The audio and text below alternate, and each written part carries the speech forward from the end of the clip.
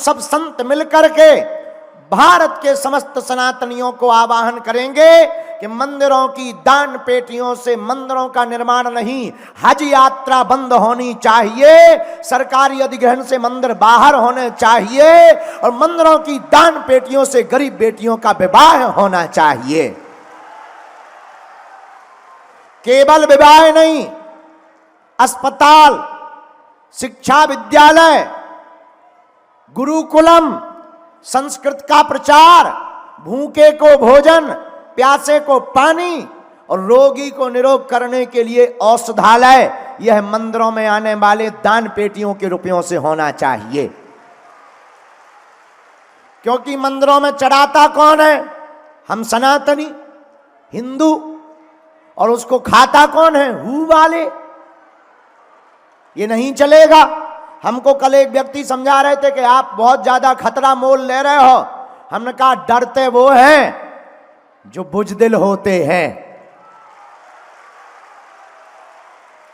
जो होगा देखा जाएगा। लेकिन मेरे भारत के लोगों, हमारा कन्या विवाह कराने का मतलब केवल इतना ही है, हम भारत में नई लकीर खींच करके और भारत में क्रांति जगा कर जाना चाहते, तुम हमारा साथ भर दो, हम तुम्हें मिलकर हिंदू राष्ट्र देंगे। लेकिन तुमको भी घर से बाहर निकलना, तुमको भी सपोर्ट तो करना ही। मेरे पागलों, तुम हमारी आत्मा हो, तुम हमारा परिवार हो। हमारा यही आज संकल्प है कि इस यज्ञ का जितना भी फल है वो बागेश्वर धाम के सब पागलों को प्राप्त हो जावे।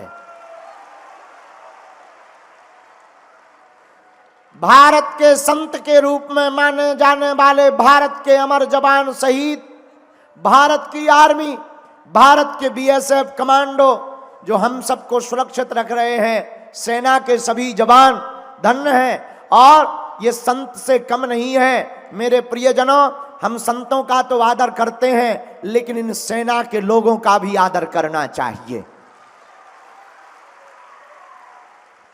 ट्रेनों पर जब कोई एक्टर या नाचने वाला या यूट्यूबर डब्बे में आता है तो पूरा डब्बा खाली हो जाता है, जगह जगह सीटें खाली हो जाती हैं। लेकिन जब असली हीरो सरहद से अपने घर आता है, कई सालों से अपने माँ से मिलने के लिए, उन बेचारे सेना के उस जवान को एक सीट तक नहीं मिलती है, वह रेलवे के उस डिब्बे में, ट्रेन के उस डिब्बे में वह सुलभ के पास में लेटने को मजबूर हो जाता है।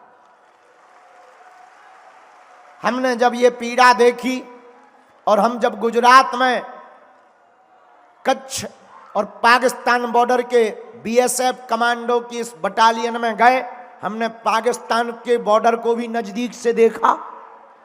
वहां के अधिकारियों ने दिखाया, पूरा घुमाया अपनी गाड़ी पर हमको, वहां पर हमें बैठाया और सामने जहां ऊंची चौकी थी, जहां से पाकिस्तान ऐसा दिखता था, हमने वहां से चाय पी के पाकिस्तान की ठटरी बारी,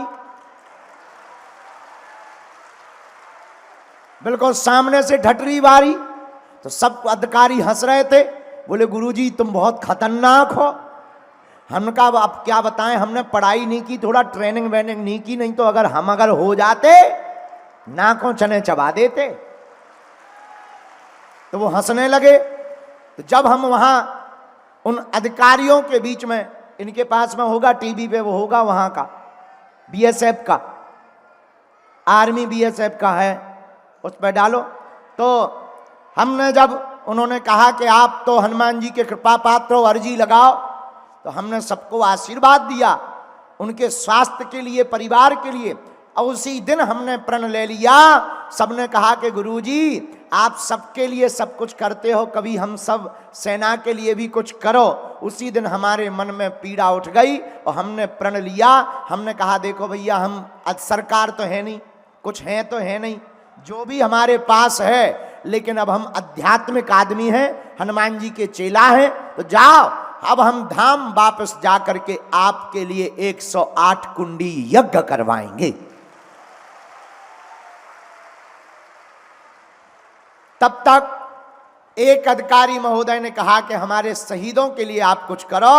उसी दिन हमने प्रण लिया, अब बागेश्वर धाम पर 108 कुंडीय यज्ञ शहीदों को समर्पित की जाएगी। रोज शहीद परिवार आ रहे हैं, आत्म शांति के लिए हवन कर रहे। आज भी ये मंच पर बैठे हुए हैं और किसी ने बेटा खोया है, किसी ने भाई खोया है, किसी ने पति खोया है। धन्य है ये शहीद परिवार के लोग, इनके घर में एक ऐसा पूत जाया, एक ऐसा सपूत जाया है जिसने भारत की आन बान शान बचाने के लिए अपने प्राणों का बलिदान दे दिया है।